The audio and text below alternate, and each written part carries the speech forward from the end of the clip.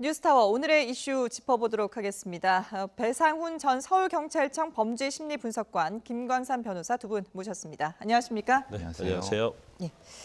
자, 주말 KT 화재로 인한 통신 대란의 후폭풍이 계속해서 이어지고 있습니다. 어제 2차 현장 감식을 했는데 아직도 정확한 화재 원인은 밝혀지지가 않았거든요. 근데 일단 방화나 실화는 아닌 것으로 결론이 났죠. 기본적으로 이제 이런 화재에서 가장 먼저 분류하는 건 방화냐 그 외의 거냐를 먼저 분류를 합니다. 방화 중에서 가장 핵심적인 부분은 가속제를 뿌린 거, 그러니까 말하자면 휘발유나 이런 걸 뿌린 거 부분이 네네. 있는가를 파악을 하려면 탄화수소 계열을 먼저 파악을 하고 그게 없다고 하면 그 나머지의 전기적 부분에서도 인적인 부분과 물리적인 부분을 구분을 하는데요. 네. 지금 부분은 뭐냐면 방화가 없다는 것은 가속제가 발견되지 않았다는 것이고 그 다음에는 이제 다른 인적인 형태의 뭐 담배꽁초라든가 거기서 무엇인가 사람이 뭘 하는 흔적이 없다는 것 정도까지가 왔고요. 네. 그 다음에 물리적인 실화, 말하자면 전기적인 스파크라든가 합선 이런 부분은 추후해야 된다라고 하는 것까지가 지금 상황입니다. 2차 감식은 3차 감식까지 들어가려면 뭐냐면은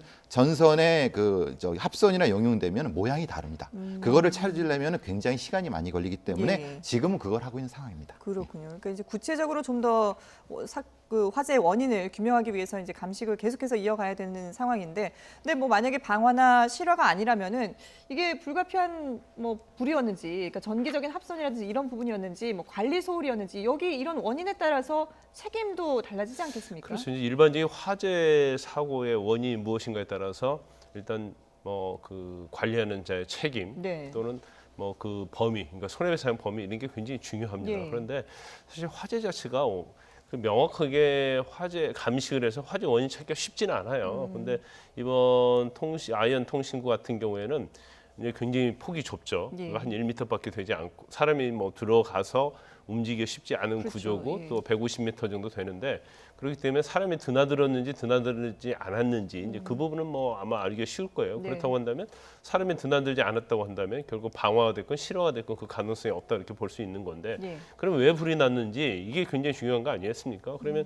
거기 이제 통신 케이블이 설치되어 있기 때문에 통신 케이블은 뭐 옆에 피복이 있는 거고 그 안에 뭐 구리선 같은 게 지나가는 거 아니겠습니까? 이제 광통신과 관련된 걸로 추정이 되는데 그러면 거기에 어떤 접촉 불량이 있었는지 아니면 뭐 피복이 벗겨져서 합선이 됐는지 이런 부분이 굉장히 중요하다고 봐요. 그래서 화재 원인이 무언가에 따라서 그러면 KT 측에서는 이걸 어쩔 수 피할 수 없는 어떤 불가피한 사고였느냐 거기에 따라서 과실의 정도가 또 달라질 수 있고요. 그런데 관리 감독을 잘했으면 이걸 충분히 화재를 예방할 수 있었다. 예를 들어서 뭐 화재 예방 관련된 뭐 점검을 수시로 했다랄지 아니면 거기에서 불이 났을 때 그걸 즉시 발견할 수 있는 화재 경보기랄지 아니면 뭐 스프링클러랄지 이런 걸 충분히 해야 할 의무가 있었느냐 없었느냐 그거에 따라서 이제 손해배상이랄지 여러 가지 법률적 책임이 달라진다고 볼 수 있는 거죠.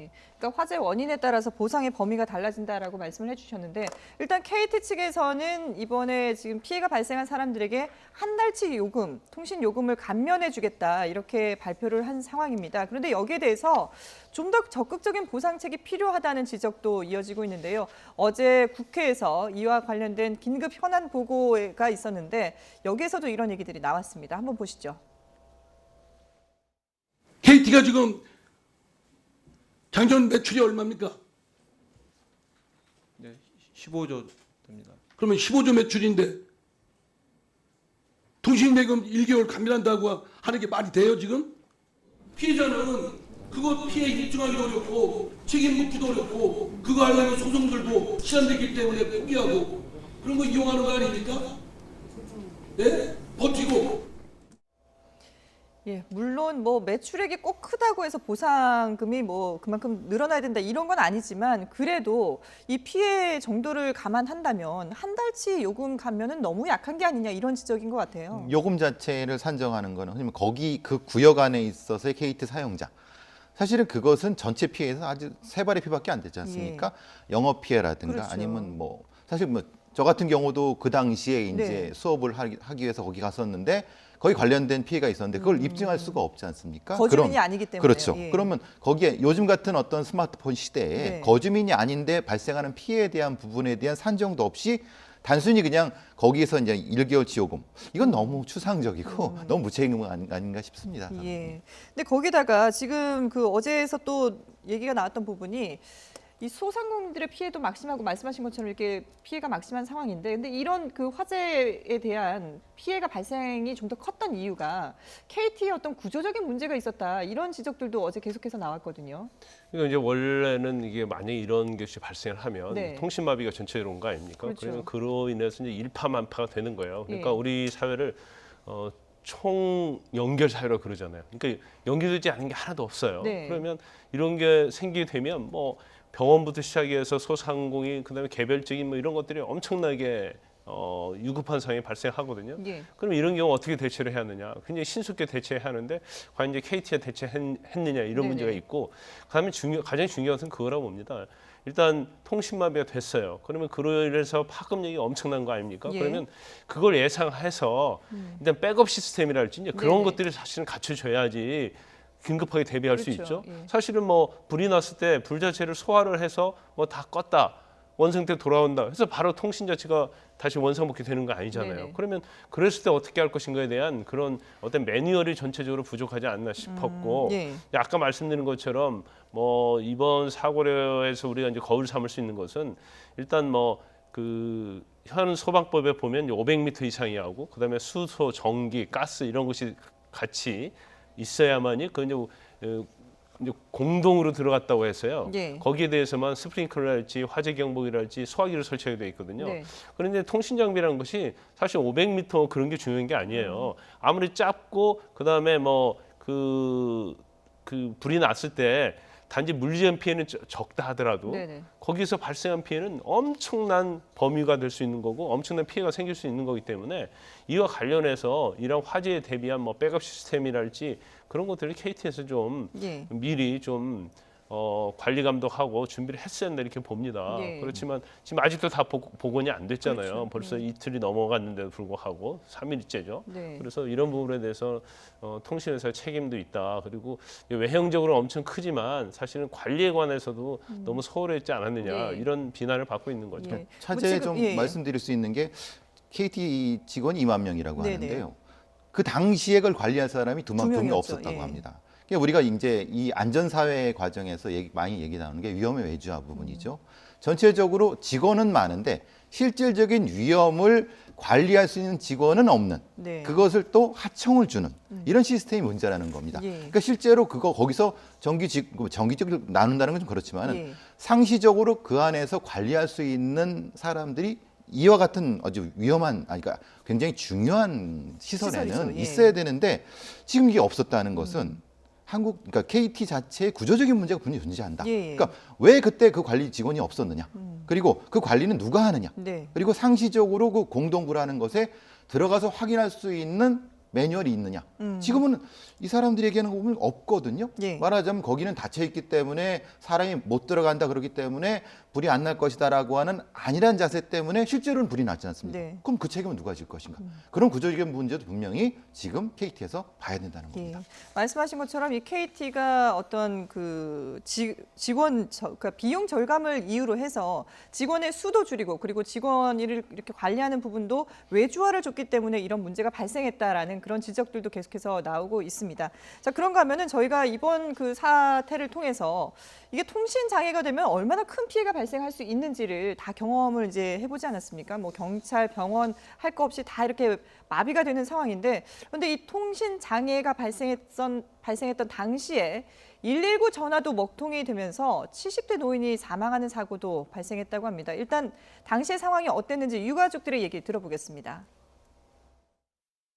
119 말고 긴급전화 버튼 누르면 그거는 통신 장애도 되니까 해보라고 해서 저희 아버지가 5시 20분 경쯤에 긴급전화를 눌렀는데도 그 전화가 안 됐어요. 저희 집 전화, 아버지 전화, 오빠 전화가 다 KT였어요. 그래서 그 3개 중에 하나도 되질 않았어요. 통신 장애만 없었으면 119가 전화만 돼서 바로만 와서 됐었으면 저희 어머니 그렇게 허망하게 돌아가시진 않으셨거든요. 예, 당시에 가족들이 뭐 집전화, 휴대전화를 모두 KT를 사용하고 있어서 이제 전화가 먹통이었다. 그래서 좀 더 빨리 신고를 했으면 어머님이 돌아가시지 않지 않았을까라는 그런 안타까운 마음을 호소를 했는데요.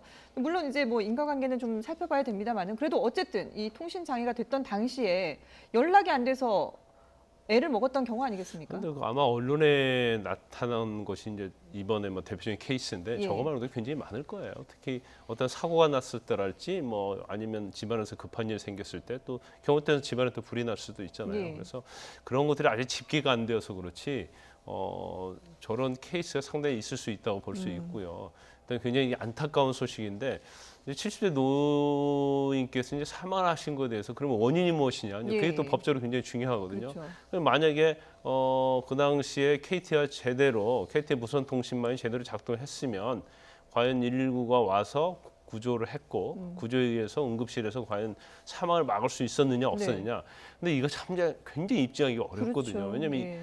법에 있어서 어떤 책임을 따지고 손해배상을 하려면 인과관계가 굉장히 중요합니다. 예. 그런데 저걸 구급대가 와서 실제로 응급구조했다 하더라도 이제 시간에 맞춰서 온 거죠. 네. 만약에 골든타임에 왔다 하더라도 과연 생명을 구할 수 있느냐 없느냐 그것은 굉장히 복잡하고 어려운 문제거든요. 예. 그래서 굉장히 유족과 아쉬움은 있지만 이제 소송으로 가면 굉장히 어려운 측면이 있고 그다음에 저희가 말하는 그 소상공인들 이번에 피해가 굉장히 많지 않습니까? 그렇죠. 그런데 이것도 마찬가지예요.